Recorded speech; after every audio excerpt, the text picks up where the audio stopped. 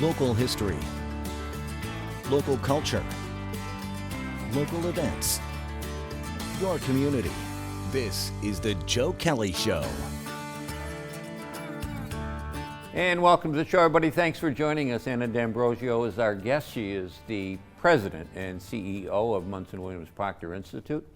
There's a new exhibit down there. We're going to talk about that exhibit. We're going to talk about a lot of other things associated with Munson Williams. But first, we're going to say welcome. Good to see you again. Thank you, Joe. It's nice to be here. Appreciate it. Big exhibit coming up. We'll talk about that in a segment. In fact, we've got some pictures of the dresses in the exhibit. But first, I'm assuming that you were as hard hit by COVID as the rest of the community, yes? Yeah, sure. When you think about March of 20, when we left the office, mandated by the state when everything shut down, we thought it would be for a couple of weeks. Yeah. And we couldn't reopen until July, mid-July of 20. And then, things were slow to pick up, as with everyone. So from that March of 20 through March of 21, we were closed to the public a total of 25 weeks. Oof. Now, some of that time we were able to be in our offices. Fortunately, we have separated offices. And then, of course, once people started to get vaccinated, we were full steam ahead. You correct me if I'm wrong. For some reason, I have the figure of 175,000 in my head of the average number of annual visitors. Yeah, that's that about right? Yep, it always depends on what's going on, but that's a good average number of the people who engage with Munson Williams on an annual basis. Yeah, and when you talk about engagement, that can come really when you think about it. When I think about it, I know you think about it all the time, but when I think about it, there's various ways of engaging with Munson Williams. Right, absolutely. And people forget about the three program divisions, the Museum of Art and the School of Art and Performing Arts. And then within the School of Art to have the Community Arts Education program, where there's classes for kids from age 4 up to adults. And then, of course, the Pratt MWP program, where we have 200 students living on our campus. Yeah. How is that Pratt program going? That's been around since when now? 20 years. We just celebrated our 20th anniversary. Mm-hmm. And it's great. We have 200 kids. They come from around the globe and across the United States. So it's a really diverse and energetic group of students. And it's the first 2 years of their 4-year degree. So we're an affiliate of Pratt Institute in Brooklyn. And we have freshmen, sophomores, so 200 students total. And then they just go down and spend their junior, senior years on the Brooklyn campus. Yeah, and that was a big investment on your part. It was. I mean, you had to talk about housing and all kinds of things. Right, yes? right. You're right. We've had a school program since the 40s, and we had run it through MVCC, and through MVCC offered a two-year degree. But when we joined with Pratt 20 years ago, we expanded our campus, we added dormitories. Another thing I think, Joe, that people don't realize is that Munson Williams takes up 25 buildings dispersed into 10 acres on the edge of downtown Utica. Yeah, that's a good point. I'm glad you made it, because you think about it, and even behind, we're all familiar, well, most of us are familiar with Fountain Elms. Mm-hmm. Then you've got the Museum of Art next door to it. Right. But then on that, just behind that, you've got buildings. They used to be part of the family, right? A carriage house and... Sure, there's two carriage house and stable buildings, and they're part of the School of Art. They house a pretty extensive ceramics studio and program, as well as sculpture studios. One of the things that I find a little hard to believe, but a lot of people don't know how we got this. I mean, when people talk about Central New York and the assets of Central New York, they always mention Munson Williams. They mention the Stanley. Mm-hmm. But a lot of people don't know how we got that, how we got to be so fortunate. It really comes down to a very generous family. Sure. So Munson Williams Proctor is 3 generations of one family, and the last generation founded the Institute in 1919. So we had celebrated our centenary not too long ago. Yeah. You know, unlike a lot of collectors and philanthropists in the early 20th century who wanted to form a museum and they put it in a park outside the city, it was always really important to our founders that Munson Williams be in the heart of the city and to serve the greater community around it. And so the fact that we're located right there on the edge of downtown, right at Oneida Square, is really essential to who we are as an organization. Yeah, and if you trace it back, it started really with Alfred Munson, yes? Sure, so he came to Utica in the 1820s. Connecticut, I think, wasn't it? Yes, Yeah, he did. yeah. Yep, he came from Connecticut. He came to Utica in the 1820s. His daughter Helen Munson married James Watson Williams in 1846. They had 2 daughters who survived to adulthood, Rachel and Mariah. And in the 1890s, they married half-brothers Frederick and Thomas Proctor. And there was a, I'm searching my memory here, but I think there was another daughter that died young, very young. Yes, Grace, yeah, died at age 7. And you know, I wrote a column about this once, and what would have happened had the Proctors, Rachel and Mariah and Thomas and Frederick, had they had children that survived. You know, I mean, it's an interesting thought, isn't it? We don't know. Yeah. We don't know. So they gave everything really to... They did. They left their estate, their property, and their art collections. And always with the idea, when they chartered the Institute, for it to be multifaceted. So always with the idea, of course, to have the museum and a school as part of the organization. And music was really important to them, so the performing arts is a natural part of the Institute as well. And then next door at Fountain Elms, that was Rachel's home, was it not? It was. Well, it was built for the Munsons, and for the Williams, Helen, and then Rachel and her husband Frederick lived there. After Rachel died in 1915, Fred continued to live there. I know I'm so on a first name basis, right? I called him Fred, but that's what they did, so we're so used to it. Fred did remarry, and he did live there, continued to live there with his second wife. And then next door to Fountain Elms, that was the home of Mariah and Tom, right? And Tom, right? And that was torn down for the museum. It was. Well, it was right. It was torn down for the museum, as were 2 other houses going towards Cottage when we built the Philip Johnson designed building in 1960. And then Fountain Elms was kept because it was Helen and James Williams' home, and they had built it and been very involved in it, and it was the family home, built in 1850. Beautiful home. It was, right. And today, you know, it's houses period rooms, but it does not show how they lived, even though we do feature some of the Williams and Proctor generations objects. Like there was a watch collection. I think you were the curator of that, weren't you? Sure, yep. Frederick and Tom collected watches both in the United States and extensively when they traveled overseas. So we have 300 European timepieces in the collection. And one of the ladies collected. What was her collection? Thimbles. Playing cards. Yeah, thimbles. That's what it was. Yep. We're going to take a break here, but when we come back, we're going to talk with Anna about the new exhibit that's upcoming at Munson Williams. Short break. Right back.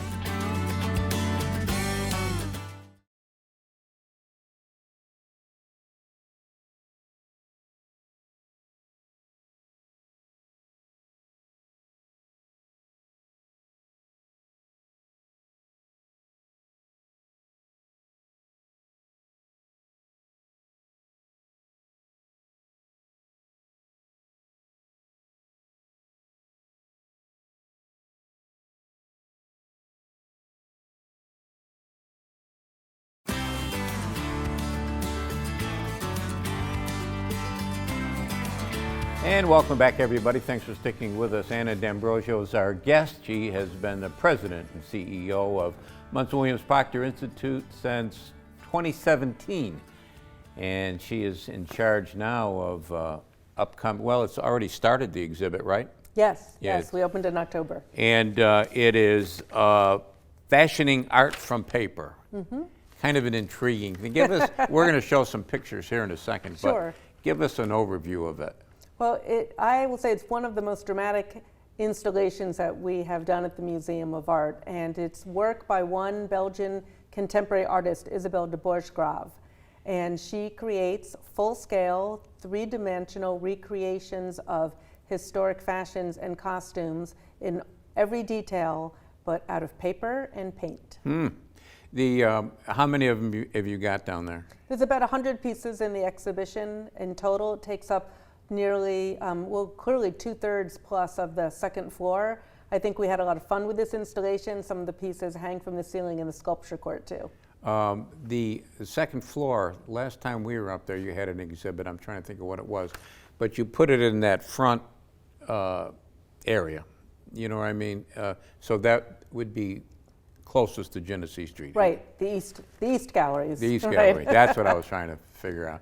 And is that where this is? In the east? It starts there, but it wraps around into the balconies and even hanging on the staircase on the second floor.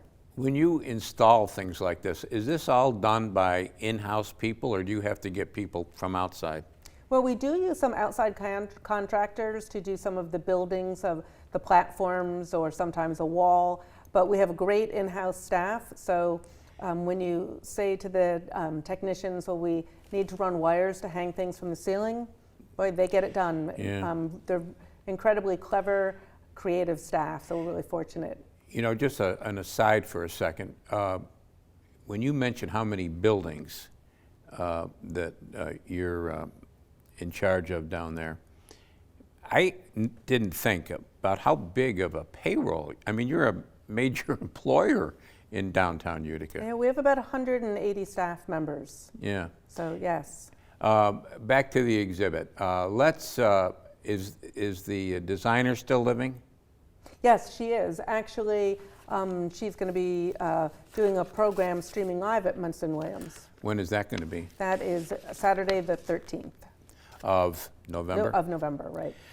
Let's take a look at some of the dresses, Great. okay? Great. And I'm going to let you do the pronunciations because I couldn't even pronounce the designer's name. But number one is Maria Magdalena of Austria. So the exhibition is divided into 5 sections, and one of the sections explores the Renaissance in Florence. So Isabelle de Bourgegrave travels extensively, and one of the things she's really influenced by are historic paintings as well as artworks that she sees in museums. And when you think about Florence, Italy at the time of the Renaissance, that's where all of the great architecture, all the famous landmarks are being built, and by the Medici family. And the Medici family, the great banking family, really interested in the arts and funding artists and arts and architecture. So that era really influenced de Bourgegrave. She saw that as great inspiration. So she took historic paintings and even murals that are on view in Florence, and she pulled out individuals and recreated the costume that you would see in the painting, but again, full scale, 3-dimensional.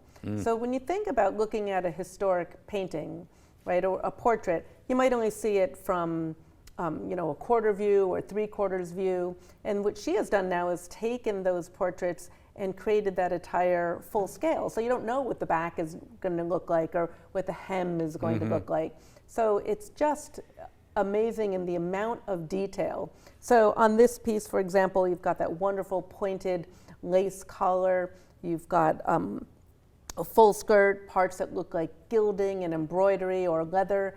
And she uses just paper and recreates all of those textures. It's a real trompe-l'oeil, kind of fool the eye, that you would look at it and think you're looking at gold and lace and leather, and then it's just paper.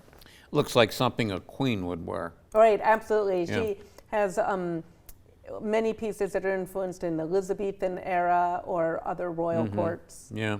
Number 2. So another influence on Isabelle was the Ballet Ruth, the famous Russian ballet that was in Paris in the early 20th century. And for the Ballet Ruth, instead of having a real hierarchy of performers and conductors and dancers and people were building the sets, everyone worked together, and they were very novel in their performances. They performed a number of pieces that were drawn from Russian folk tales. And the costumes were often designed by contemporary artists, everyone from Picasso to De Chirico and other well-known artists of the time period. And Isabel loves color. A lot of this exhibition is about bold color and texture and movement. So she recreated many of the costumes from the Ballet Ruth, and that's another section of the exhibition. And you mentioned Medici. Yes, right. Yeah, right. So that great ruling family during the Renaissance in Florence. Yeah, pronounce the name again for me. Well, I say Medici. Medici. I do hear some people say Medici. Okay. And how big are these? I mean, physically, how big are these? They're bigger than I am. Yeah. I mean, they're full scale. But you're small, though. Well, they're, at least 5 feet. Okay. 5 feet tall. And they were shipped, or one of people asked, how did you get those here? So they are shipped in large crates. There's boxes within the crates, and the pieces are on stands, and they slide in and get braced within a box that fits into a crate for each piece. So you can imagine with 100 pieces, that's a lot of crates. Yeah. How many trucks did that take to bring it in? It took 2 trucks, and when it came over from Brussels, it came in 1 FedEx shipping flight. I mean, it filled the plane. Does, I guess everybody holds their breath, huh, when these things are being shipped across the ocean? Oh, I can imagine that, but they have staff that traveled with it when it was shipped. Number 4. Sure, so that's another fabulous piece that is from the Ballet Ruth. And these are pieces, many of which are hanging and they are intended to hang. That's how they're meant to be viewed. And it's great for the ballet pieces because ballet is all about movement, and they move a little bit with the air and sway, and you get to see all sides of them. Yeah. The artist, have you ever had a chance to talk to her? I have not personally, unfortunately, but looking forward to it. Yeah. We've got time for one more, number 5. Sure. And, another influence on Isabel are famous designers, and she's really interested in the fashion history. This is a dress called the Delphos Dress, what was designed in the early 20th century. And what it's well known for is that it is influenced by classic Greek attire, very loose-fitting, but form-fitting, but not like when you think with the early 20th century, women are casting aside their corsets to something that's a little more flattering to the female body, a little more comfortable. And the Delphos dress is created out of 1 million tiny pleats. The original ones were made out of silk, micro-pleated silk, and Isabel has been able to recreate that in paper. We're talking about the new exhibit down at Munson Williams Proctor Institute. We'll give you some more information about that exhibit, including the hours and all that kind of thing. But first, we're going to take a short break. Right back.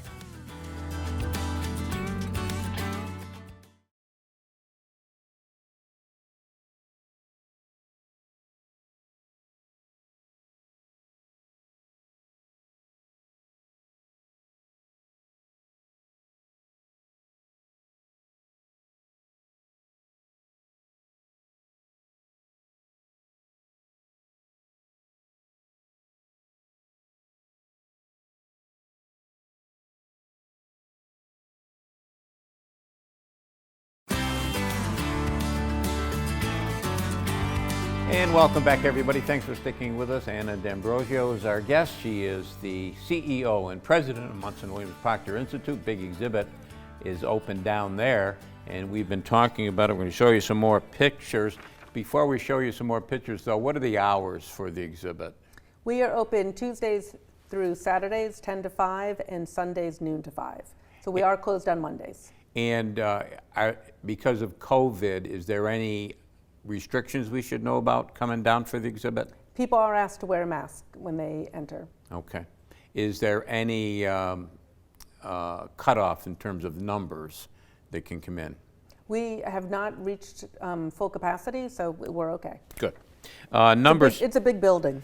It is a big building, yeah. Do the kids still have that room where they can go in and work and do things? We do. We have the Art Odyssey, an interactive gallery, so for kids and parents, any age, can go in and participate. So if you come in the parking lot entrance of the museum, it's on the right, on that level. It seems to me that Munson Williams has tried to be inclusive in so many different ways in terms of male, female, young, old. Yes? Yes, absolutely. We work really hard with our community and on community engagement. So we partner with really probably close to 50 organizations, from school districts to community organizations, for-profit, not-for-profit, all ages throughout the community. Number 6, another I say Medici. Medici. You say tomato, I say tomato. But that's another one. Yes, yep, another one, and again, this one drawn from a historic portrait, which is one of the things Isabel likes to do, take a historic portrait and then pull the figure out of it and recreate the attire. And number 7? Oh, that's Lorenzo the Magnificent, one of the Medici. This piece is taken from a mural in Florence, and one of the things we've been able to do is create some of those images so that there are reproductions of the portraits alongside the full-scale dress, so that you can see the inspiration that Isabel drew from. You remind me of something. What is the policy down at Munson Williams Proctor about people taking pictures or people drawing? You go down to some museums sometime, and I was in, do you pronounce it the Louvre or the Louvre? I say the Louvre. The Louvre. And there was a lot of people set up with easels, and they were painting paintings. Sure, that you usually have to get special permission for, so not anyone can do that in a museum. But we encourage photographs. This exhibition, even though it's a loan exhibition, absolutely we encourage photos. And there's a great hands-on section of the exhibition where you can go in and create your own miniature dress out of paper, watch some videos of Isabel creating these pieces. I mean, it's a really interesting process because she takes rolls of paper and paints it so it looks like the fabric that she wants to use, and then it's cut like a dress pattern would be cut. So that's how you get the main body of the dress. But then all of those little details, the ruffles, the silk details, the silk trim, the lace on the sleeves or lace on the collar, all of that is paper that's hand painted, little buttons, pearls. It's really quite amazing. I mean, the exhibition is about history, it's about a history of fashion, it's about artistry and craft, trompe l'oeil, the fool the eye, all wrapped together. I know I'm biased, but it really is phenomenal. You know, I remember, your enthusiasm. I remember the last time you had this enthusiasm was the wedding dresses, right? That was the wedding dresses is always has been one of the most popular exhibitions. To me, this visually is more stunning. I mean, the color, the movement, the detail, and it's just the installation itself. It's just a visually stunning exhibition. How long will this be up? It's on view through January 9th. January 9th. And I forget where we were. Did we do number 8? I think we did. We'll go to number 9. Okay, well this is great. This is a dress from Madame Pompadour. So she was the mistress of Louis XIV. And here again is where Isabel's taking a historic figure and recreating the attire. One of the major sections of the exhibition is called Papier à la mode. And Isabel began this in 1994. She had visited the Metropolitan Museum of Art Costume Institute and seen a fashion show at the Costume Institute. And she said, I can do this out of paper with a colleague of hers. And so she started to create a history of fashion. So that is one of the big sections of the exhibition that begins with Elizabeth I in the 16th century and goes up to the Art Deco era in America. And number 10, I'm not going to try to pronounce robe à la Française. Okay. So in this section, she's able to create the history of fashion, and we see how fashion changes from fabric. Oh my goodness, there's one dress that's so wide that you would have had to go on sideways in the door. So how the silhouettes change, the fabric changes, and it's just takes you through 500 years. Yeah. The exhibit. Is there a cost for this? For non-members, it's $12 admission, less expensive for students, and children, I think 12 and under are free. If you're a member of Munson Williams, it's free. What does it cost to be a member? It starts at $50 and goes up from there. Sounds like this is a good time to become a member, yes? Absolutely, because you're going to want to see the show more than once. Yeah. Oh, really? Absolutely. It's big and a lot to take in. Fountain Elms, is it decorated for Christmas this year? It will be. Victorian Yuletide will open the day after Thanksgiving. It really is. I remember one Christmas season I went over there. It was really a nice place to go for the Christmas holiday. Oh, it's perfect to see the period rooms decorated for the holidays, have lunch on the Terrace Cafe, take in the Isabel exhibition. More than enough to do. Yeah. Always good to see you. You too, Joe. Thanks. That's going to do it for us this week. We'll be back next week. We'll do it all again. Don't forget cnyhomepage.com. There's lots of good stuff there. Until next time, take care of yourself, everybody.